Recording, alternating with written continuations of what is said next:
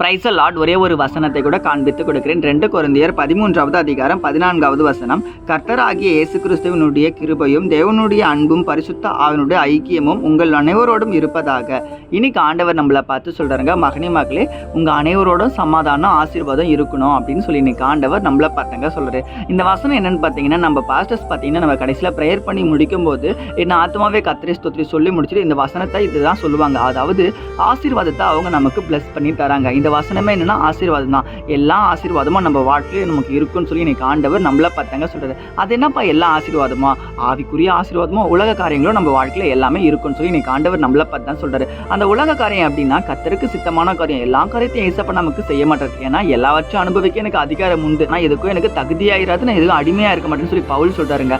ஆண்டவர் நமக்கு தேவையான காரியத்தை நம்ம வாழ்க்கையில் நிச்சயமா செய்வார். படிக்கிற படிப்பு, வேலை, தொழில், குடும்பம், ஆசீர்வாதமான காரியங்கள் எல்லாமே நடக்குங்க. ஆனா நீங்க ஆவிக்குரிய வாழ்க்கையில கொஞ்சம் முயற்சி எடுக்கணுங்க. பரிசுத்தமா வாழ்ந்து பைபிள் படிச்சு ஆவிக்குரிய ரிலேஷன்ஷிப்ல ஏசப்போட கொஞ்சம் இருக்க ட்ரை பண்ணி பாருங்களேன். விசுவாசிக்கிறீங்கன்னா ஆமென் போட்டுக்கோங்க. வசனங்களுக்கு ஃபாலோ பண்ணிக்கோங்க. God bless you. ஆமென்.